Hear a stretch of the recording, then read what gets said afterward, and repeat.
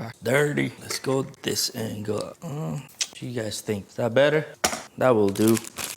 Okay, clipper or comb. Let's open this up. Ooh, this is a clipper comb for clipper over comb. Yes, sir. So clipper over comb is very important in barbering.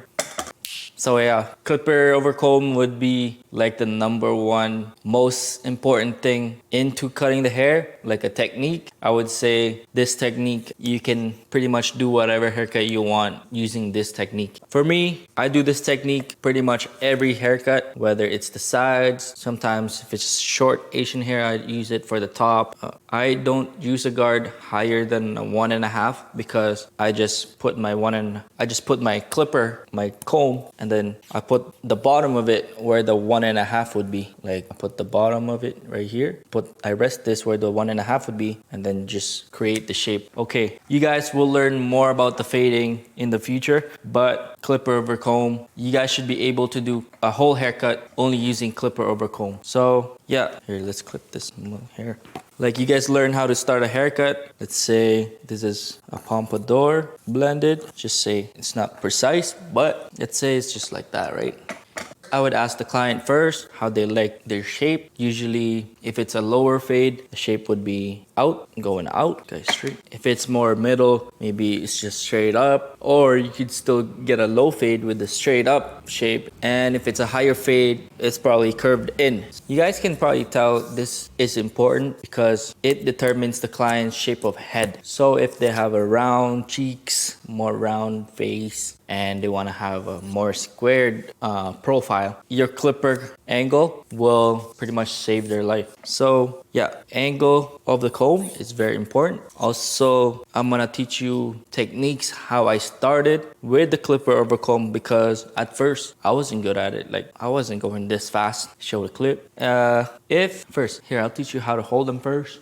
So what I use to hold it, I put my hands like this behind it. I don't want to just hold it from the front. I want to hold it from the back. This is because I want some leverage. Let's say my clippers are very heavy and I'm holding it like this. It would just push on the comb and it's more risky for the haircut to get that bald spot because you don't have that leverage. What I use is I put my hands at the other side of it. I use my index finger to actually pull on it. This is index finger, pointing finger, I don't know. I use this to actually pull on it while my thumb is pushing on the front. So this way I can pull on it and push on it. There's leverage both sides. So when I go like that, I can't pull on it and I can't push on it. I see some people, they just hold it and they're like super soft or like that. But I use leverage, especially if you're a beginner. You don't want to put an indent in your client's head. So yeah, hand placement is very important. This is pulling on it. Let's say you have a heavy clipper, you can push on it and it won't indent the head or give a client a bald spot. So yeah,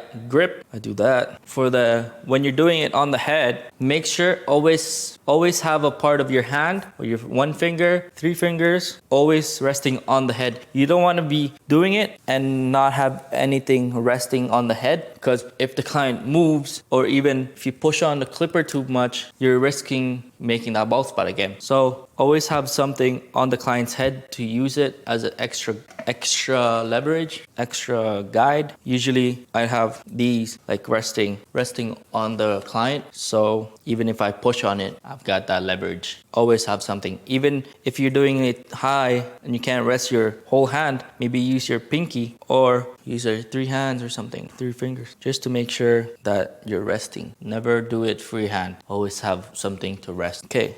Now, the angles. Usually, the bottom of it, like I said earlier, is a 1.5. So, try not to rest it on a guard lower than that. Go in like fast, and then here. So, usually, yeah, I go in first. So, you actually have the hair. Because if you just go like this, the hair is just flat. So, go in first from underneath, and then pull out. And then determine your shape. Okay, so, I put the 1.5 wherever I need it to. Then I rest this on the 1.5. And if the client wants it angled out, I would angle it out. If the client wants it straight, I would go in still where this 1.5 is and then go straight. And then if he wants it curved in, I'll just curve it in. But don't curve it too much in that it's shorter than a 1.5. Usually if they want it curved in, I would just use a guard anyway. So just practice first.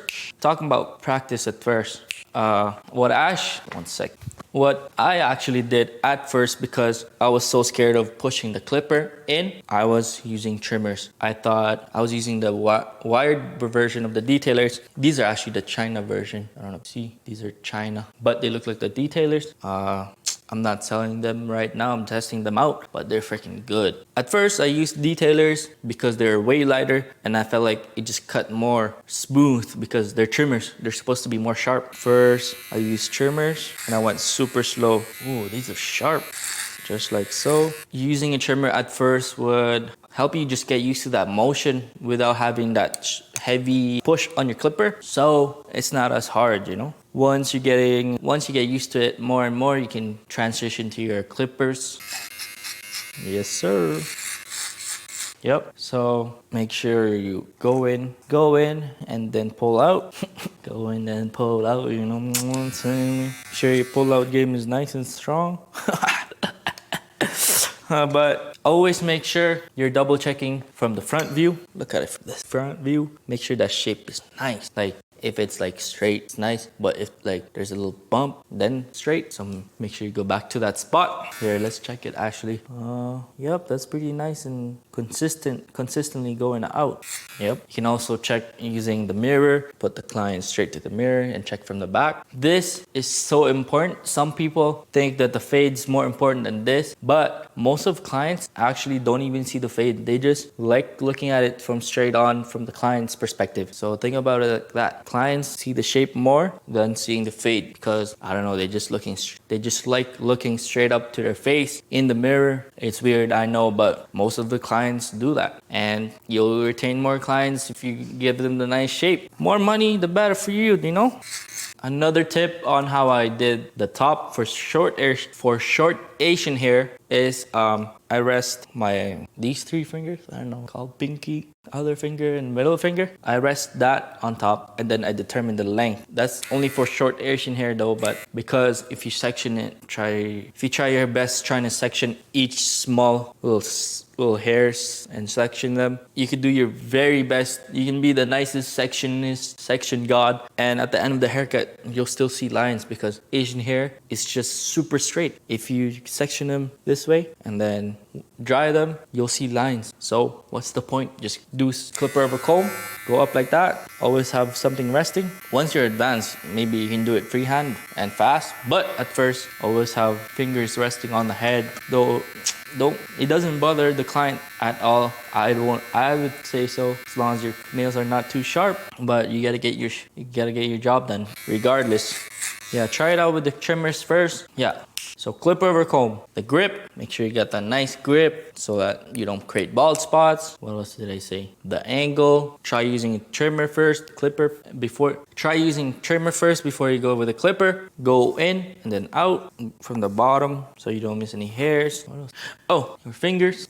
Always have a guide. Always have that, what do you call it? Let's just say another beam, another support beam. Another support beam when you're doing it so that the comb is nice and sturdy with your shit. And then you still have more support. So it's support, on support, tech support. And then, yeah, you're ready. Practice that a lot. I'll be giving you guys exercises soon. If you haven't already, sign up to my email list where I post weekly educational videos. If you missed it, I did a how to start a haircut, and then this would be the next step after cutting the top 2. But there's so many methods out there. You can do this first, you can do this last. It doesn't matter as long as the client likes it. The Busy Barber, tune in, full-time filmmaker. Oh shit, full-time barber. Let me know if you have questions about clipper over comb. And next thing we're gonna look at is fading. You guys excited? Because that's next. Fading. Faded. All right, let's get busy.